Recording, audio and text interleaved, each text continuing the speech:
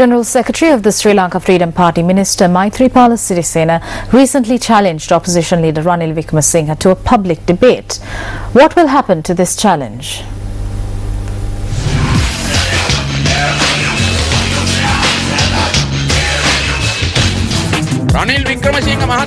It was Ranil Wickremesinghe who provided us and Chandrika Kumaratunga all the inside information to defeat Gamini Disanayake at the 1994 presidential election.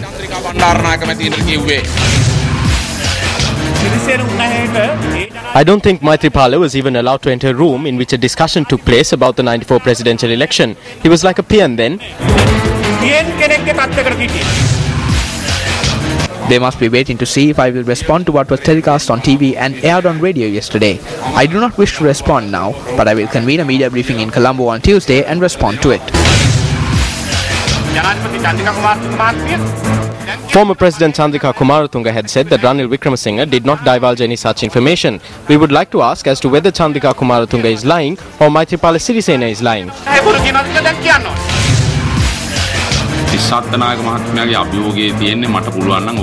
Tissatanayake challenged me to prove my statement.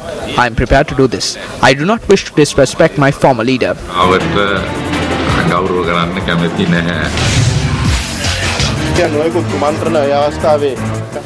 During the presidential election, there were conspiracies. You need not ask this from me. Some people would say as the son, I am biased. Ask Nanda Matthew who led the conspiracies.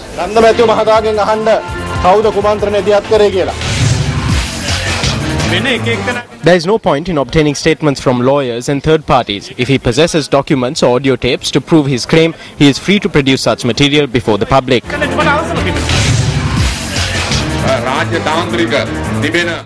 The leader of the opposition and a cabinet minister are on par. As such, I would like to challenge Ranil Wickremesinghe to a debate with me.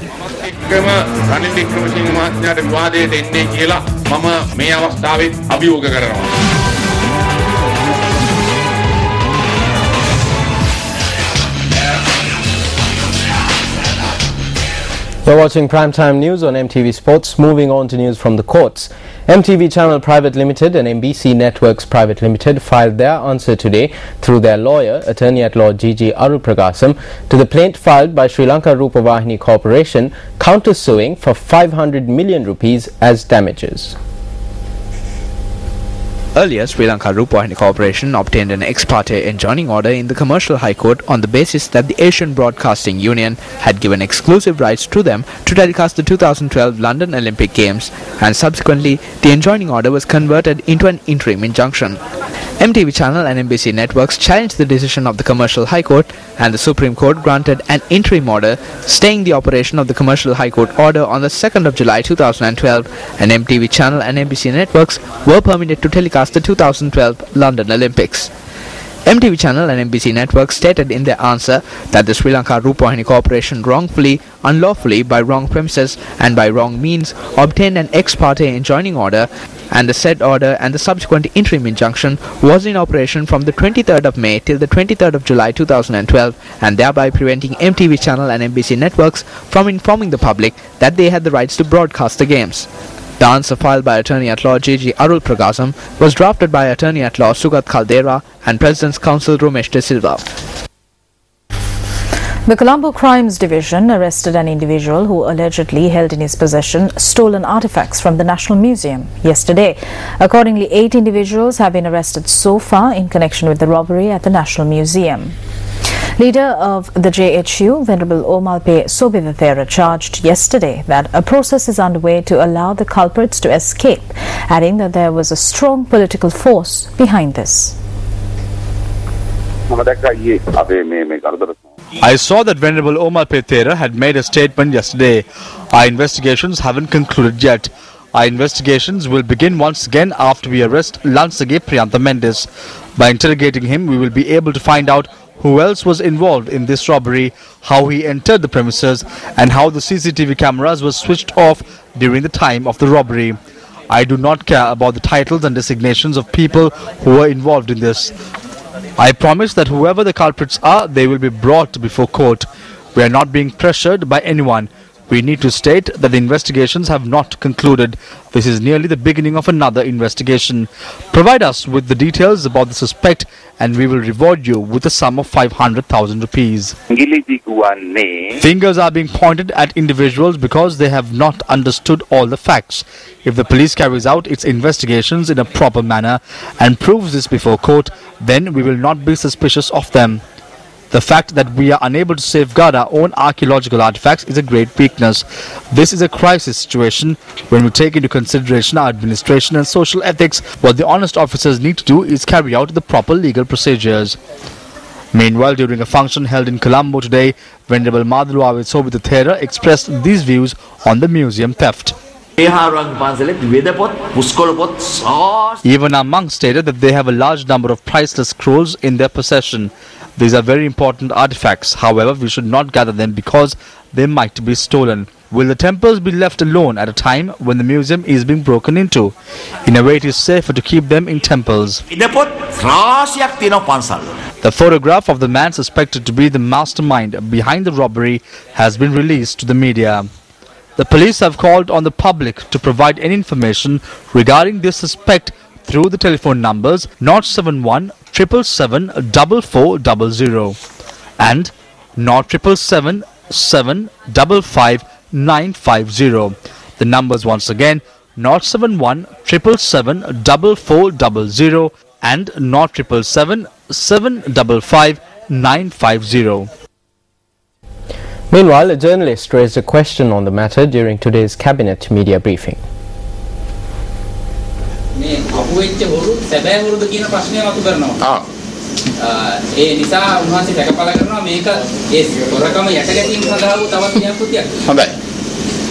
ඒකේ වරදක් නැහැ. එතුමාට අදහස ඉදිරිපත් කිරීමට මතයක් ඉදිරිපත් කිරීමට නිදහස තියෙන අතරතුර ඉතින් ඒක රජයේ ප්‍රකාශයද නැත්නම් නෑ ඒක තරුපහේ ප්‍රජාතන්ත්‍රවාදී ප්‍රකාශයක්. අපේ දැන් මෙතන ස්වාමින් වහන්සේ කෙනෙක් මතයක් ඉදිරිපත් කළා. ඒතර තියෙන මතේ යම්කිසි හොඩුවාවක් වෙන්නට පුළුවන්. Police දෙපාර්තමේන්තුවට. A public rally was held in the Eratna area in Ratnapura today under the auspices of UNP Deputy Leader Sajid Premadasa. The public rally was held in support of UNP candidates contesting the upcoming provincial council polls. The alliance held its maiden rally in Anuradhapura and caused great distress to the students sitting for the advanced level examination. The election proved to be more important for the government than the students sitting for the examination.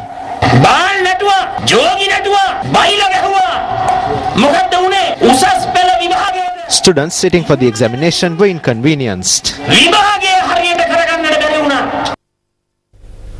Moving on, the enjoining order that was issued by the Colombo District Court preventing those appointed by UNP leader Ranil Wickremesinghe and the party's working committee to the National Lawyers Association from carrying out their duties was further extended today.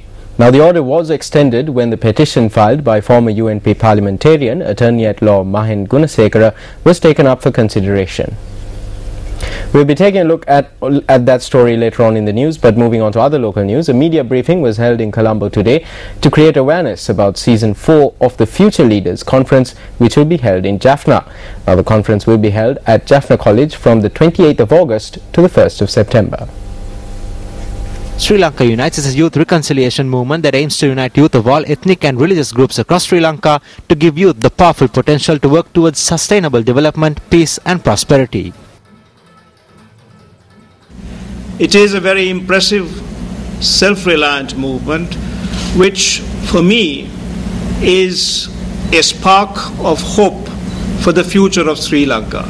At these conferences, there is a remarkable commitment to a united Sri Lanka free of prejudice among ethnic groups and amongst religious groups, and a desire for a bright and prosperous future based on national unity and the territorial integrity of our country.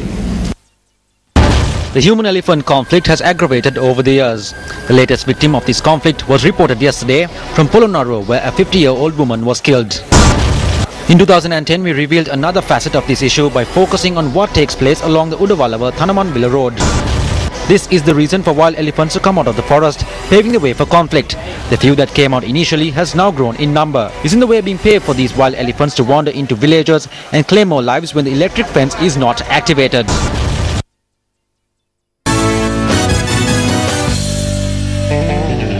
Starting off with some cricket news, uncapped players Akila Dhananjaya and Dilshan Munawira have been named in the 15-man Sri Lanka squad for the upcoming ICC World 2020, which will be hosted in Sri Lanka.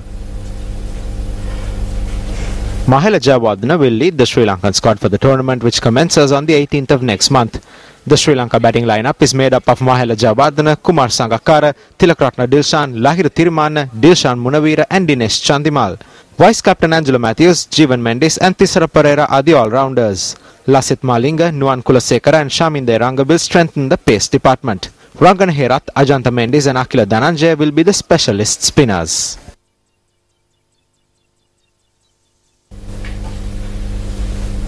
Meanwhile, India edged out New Zealand for a narrow 9-run victory in Townsville, Australia today to reach the finals of the Under-19 Cricket World Cup. India will now face Australia in the finals on Sunday.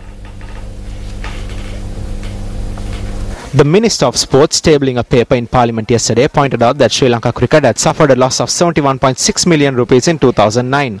The paper submitted in Parliament notes that a profit of 430.8 million rupees was made by Sri Lanka cricket in 2010. The Minister of Sports tabled this paper yesterday in response to a question raised by United National Party parliamentarian Ravi Karunanayaka. It also states that Sri Lanka cricket made a profit of 866.9 million rupees last year. However, Treasurer of Sri Lanka Cricket Nusgi Mohammed points out that although profits were made in the past 2 years, Sri Lanka Cricket has been unable to cover up its basic expenses. Nusgi Mohammed stated that the profits made by Sri Lanka Cricket are insufficient to maintain the stadiums constructed for the 2011 ICC Cricket World Cup. He added that Sri Lanka Cricket still owed nearly 3 billion rupees for the construction of the 3 World Cup stadiums. Furthermore, Sri Lanka is yet to pay off the bank loans it has obtained. Well, it was revealed in Parliament yesterday that Sri Lanka Cricket had made a profit of 1,297.6 million rupees in the last 2 years. Now, speaking to News First, the Treasurer of Sri Lanka Cricket Nusgi Mohammed said that although Sri Lanka Cricket had made a profit on paper, cash flow issues needed to be resolved. Now, that was the story, of course, that we witnessed being played just a short while ago. Moving on to other sports news, while the Olympic flame is usually kindled by sunlight on Mount Olympus in Greece, the flames for the Paralympic Games torches were lit on Chile Mountain and hilltops in the British Isles yesterday. 4 Paralympic flames were kindled at the top of the highest peaks of England, Wales, Scotland and Northern Ireland ahead of next week's Paralympic Games. 4 teams made up of scouts, mountain guides and people with disabilities scaled the highest peaks of the home countries to spark the flames. The flames will now come together at Stoke Mandeville on Tuesday and the Paralympic Games start the following day. The flames are being carried down in lanterns ahead of celebrations in London, Edinburgh, Cardiff and Belfast. A 24-hour relay will leave Stoke Mandeville, the spiritual home of the Paralympic Games, to arrive in Stratford in time for the opening ceremony in London. Explaining why the Paralympic torch is different to the Olympic version, Chairman of the Games organisers, Lord Sebastian Coe, said they wanted to focus on human endeavours and teamwork.